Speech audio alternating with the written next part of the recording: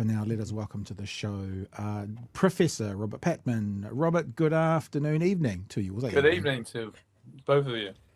You must be a busy boy at the moment. Everyone wanted to talk to like the international relations professor. Yeah, it's been quite busy, but you know, it's. I think that's the case for many people who have an interest in international relations. It's scary, but also fascinating, and yeah, and we're in the situation where hopes were raised we were going to have a ceasefire, and now that seems to have been dashed, doesn't it? Yeah, well, we'll get to that. Like in the middle of the 6 o'clock news live, 6:35, I think they came out and they said, ceasefire has been reached. And 3 minutes ago, the ceasefire has been broken. So we'll get to talking about that. But here's the first thing I wanted to ask you about. We heard Donald Trump, in the last 24 hours, saying, ceasefire, it's all over. I have fixed everything. And it just gave me that feeling that we've all had before about President Bush going mission accomplished. Now, we know what happened after that, and others have got the same gist of me because people are already making Donald Trump memes with mission accomplished. This is such a fast-moving conversation, Robert. Probably by the time we re-upload this clip tomorrow morning, all this information will be null and void. But can you just explain it all to us? What's going on? Where do you want to start? Solve the whole problem for us is what I'm asking, Robert. Make it all make sense. No confusion, please. Well, let's start off by just quoting someone today who's the General Secretary of NATO, who said that Mr. Trump's bombing of Iran to neutralize the nuclear capabilities was consistent with international law, which bewilders me because I think most of us and our listeners and viewers will be familiar with this. About 10 days ago, getting on for 2 weeks now, actually, Israel launched a preemptive and illegal attacks against a sovereign state, Iran. Now, I've got no brief for the clerical regime in Iran. I think it's a pretty awful government by most standards. But Iran has effectively declared it doesn't want nuclear weapons, a position it still says now. And it's also a member of the Non-Proliferation Treaty, which means that it continues the nuclear facilities that it has. It wants to develop civilian nuclear power generation. A number of countries in the world have this without having nuclear weapons. Germany and Japan both are nuclear powers, but they have forsworn the weapons option. And that's what the Iranian government said it wants. And this whole situation, to some extent, and there is a certain irony about the situation that Mr. Trump and Mr. Netanyahu both saying they can't tolerate the prospect of Iran having a nuclear capability, because those two individuals played a huge part in removing the restraints from Iran in the first place, because you recall in 2018, the deal that Mr. Obama negotiated, President Obama negotiated, involving China. So a good friend of Iran was involved in the deal, and effectively, in return for lifting sanctions, Iran effectively gave a commitment not to develop nuclear weapons for the foreseeable future. And that deal was working, according to the former Secretary of State, John Kerry. Mr. Trump comes in declaring it's the worst deal he's ever seen, and he put something better in its place. The only problem is he didn't succeed in that quest. He didn't put something in its place. The Iranians were very offended by the Americans unilaterally pulling out of a deal that had been painstakingly negotiated. And since then, Iran has, in a sense, felt unrestrained compared with the deal that it was previously subject to. And Netanyahu played a big role in Trump pulling out of that deal. And in fact, Netanyahu opposed the deal in the first place, which basically meant that Iran didn't, have a diplomatic option to not have nuclear weapons. And the reason Netanyahu didn't want a diplomatic deal was because he doesn't trust the regime. He believes they will, even if they sign a deal, they will secretly renege on it. And Kind of like America did. Kind of like how Sorry? America reneged on their deal. You know, Yeah, well, just putting it out there. and that takes us to the present situation. Fast forward to the second Trump administration.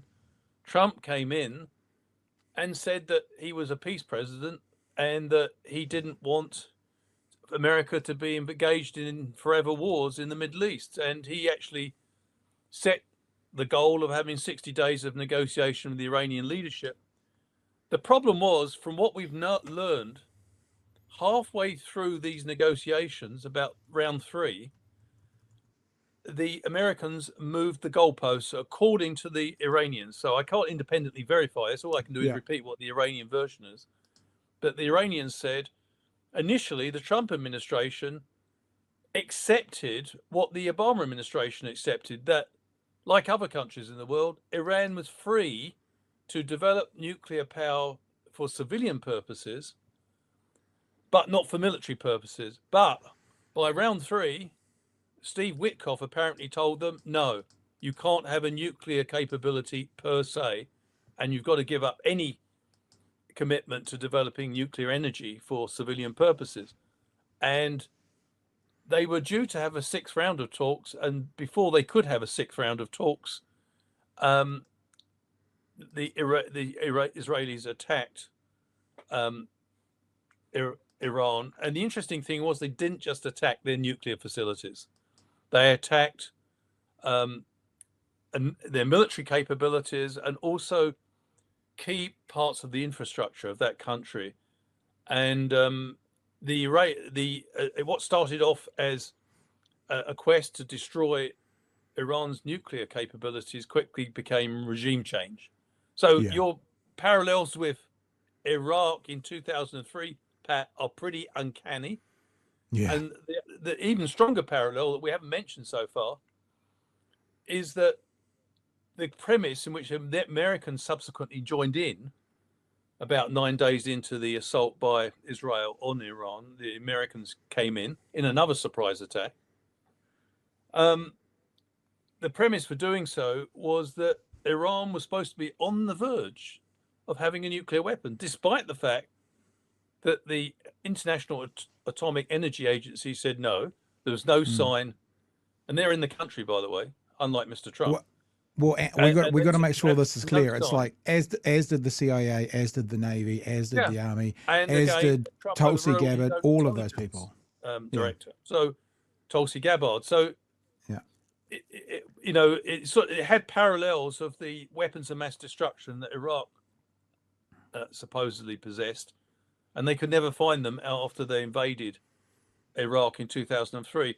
So I think you're quite right to be skeptical about claims that the mission was completely successful. What baffled me is when Mr. Trump made his victory speech after the dropping of the bunker busting bombs, he said the whole Iranian nuclear capability had been obliterated, and it was a spectacular success. But of course, many nuclear analysts quickly pointed out, well, he hasn't visited the spot yet. He hasn't done what they call battleground verification.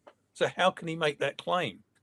Yeah. So anyway, that's where we're at. And unfortunately, as you said in your comments, there was a brief flicker of hope today that there was going to be a ceasefire between Iran and Israel, but that seems to have already been broken.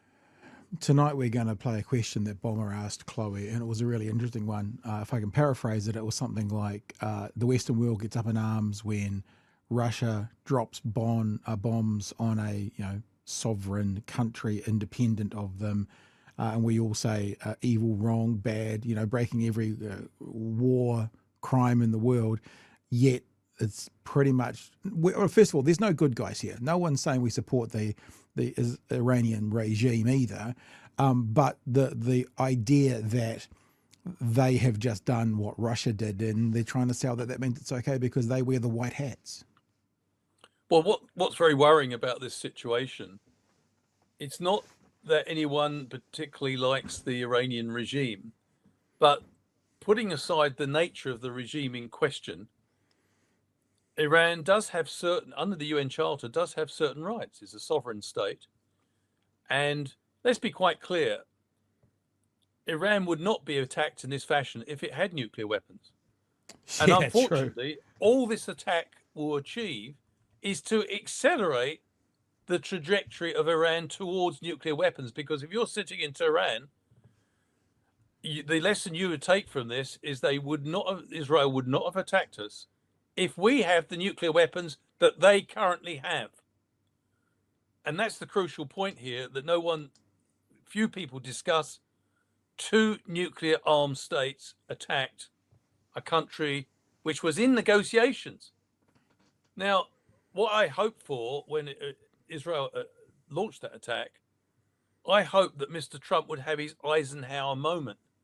And that, what I mean by that is, of course, in 1956, Eisenhower turned on Israel after he learned that Israel had secretly conspired with the French and the British to launch a military operation to seize and privatize the Suez Canal. And that operation failed, but not before the Americans disowned the Israelis and told them he would not support this. I thought that Trump, having seen his negotiations with the Iranian leadership sabotaged by Netanyahu, might spell out a few home truths to Netanyahu, but he didn't. He just remained quiet. And of course, that does bring into question whether those negotiations were a bit of a diplomatic smokescreen for a military operation that was being jointly planned. Hey, Robert, that's it. That's our time with you. Is there anything you want to leave us with? No. Do you have any questions? Sorry. Well, Chewie didn't get a chance to say anything because I used up all your time. Chewie, have you got a question that you want to throw at Robert? I have one. Yep. Trump has built his career and I guess his mystique, his personal brand around being the deal maker. Being that it seems every deal that he has put together at his turn of the wheel has fallen apart. Do you think he's close to realizing that he's not a great deal maker? Well, if he is, he wouldn't share that recognition with the rest of the world. I think one of Trump's great principles is even when you're a failure, never admit it. And it's always asking a narcissist to have insight. Asking a narcissist to have reflective insight might be a stretch too far, Joey. Yeah. I think Trump declares victory even when he suffers the most abject reversal. So I don't think that, and it's worked for him. People say, well, why does he say things which are so evidently untrue? What, you hear journalists say, they say, why does he keep saying this? We all know it's untrue. Well, the reason he says that is because it works for him.